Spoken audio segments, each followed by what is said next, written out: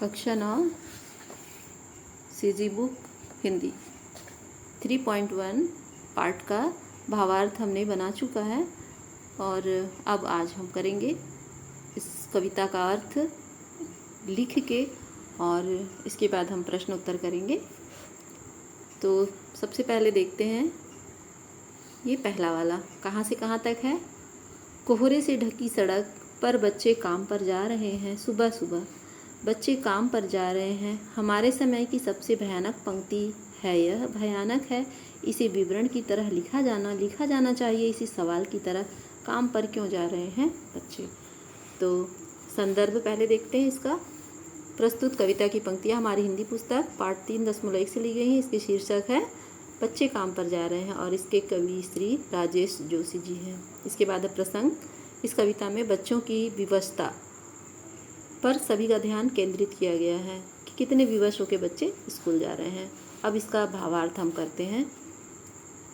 तो कवि यहाँ कह रहे हैं कि कोहरे से ढकी सड़क पर छोटे छोटे बच्चे काम पर जा रहे हैं और यह सुबह होते ही काम पर निकल जाते हैं। इतने छोटे बच्चे जो रोजी रोटी के लिए काम पर जाना पड़ रहा है, यह हमारे समय की सबसे भयानक सच्चाई है। किंतु कवि का यह सवाल है कि आखिर ऐसा क्या परिस्थितियाँ पड़ी हैं कि बच्चों को काम पर जाना पड़ रहा है। स्कूल जाने खेलने कूदने की उम्र में बच्चे काम पर जा रहे हैं, आज की सबसे भयानक सच्चाई है। इसके बाद है दूसरा हम लोग करेंगे। क्या अंतरिक्ष में गिर गई है सारी गेंदें? क्या दीमकों ने खा लिया है सारी रंग बिरंगी किताबों को? क्या काले पहाड़ के नीचे दब गए सारे खिलौने? क्या किसी भूकंप में ढह गई सारी मदरसों की इमारतें? यहाँ तक करेंगे। तो संदर्भ और प्रसंग तो सेम रहेगा, इसका अर्थ अलग रहेगा।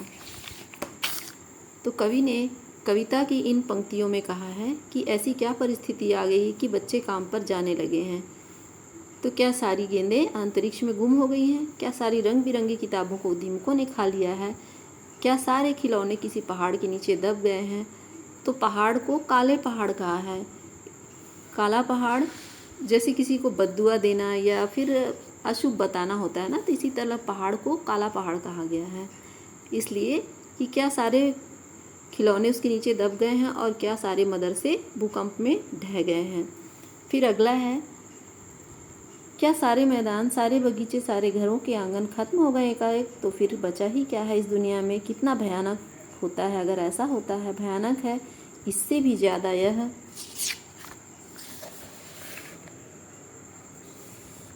कि सारी चीज़ें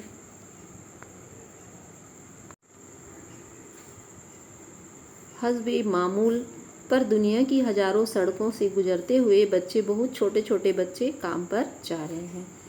तो इसका संदर्भ प्रसंग पूर्वानुसार होगा। अब आगे इसका अर्थ देखते हैं।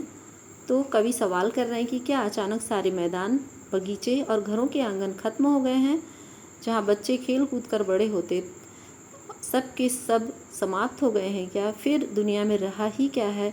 अगर ऐसा सचमुच होता तो निश्चय ही बहुत भयानक है।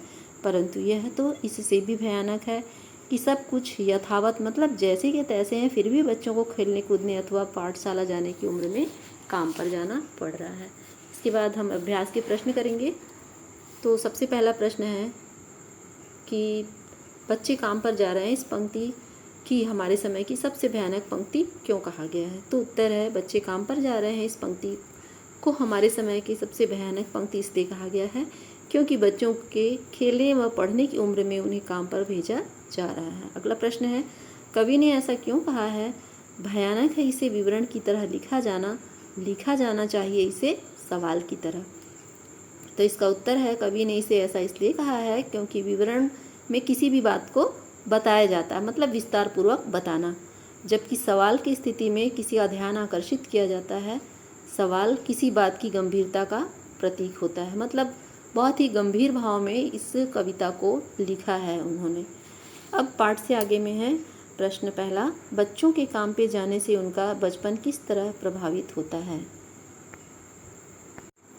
तो इसका उत्तर है कि जिस उम्र में बच्चों की शारीरिक व मानसिक विकास होना होता है, यदि उन्हें शाला व खेल के मैदान में छोड़कर काम पर भेज दिया जाए तो यह विकास उनका रुक जाएगा और उनका बचपना छिन जाएगा।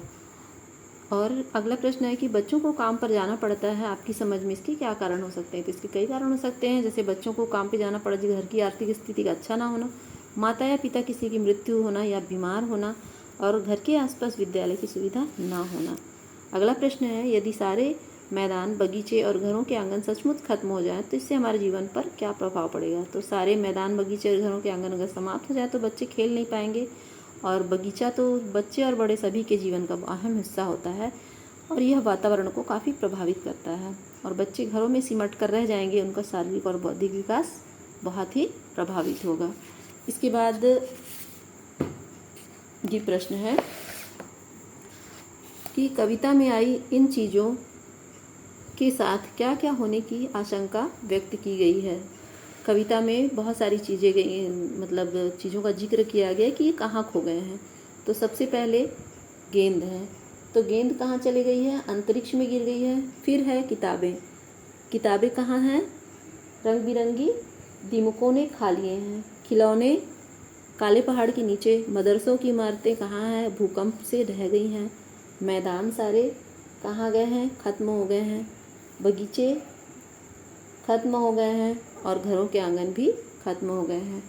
तो ये पाठ हमारा यहाँ पर समाप्त हो जाता है। और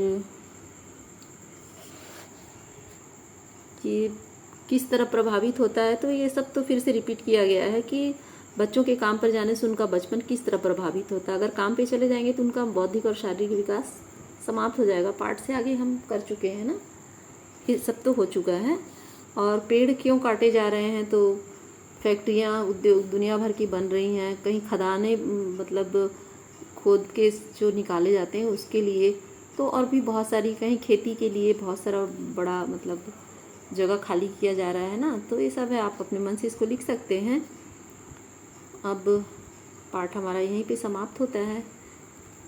अगली वीडियो में, तो ये वीडियो कैसी लगी कमेंट करके ज़रूर बताइए।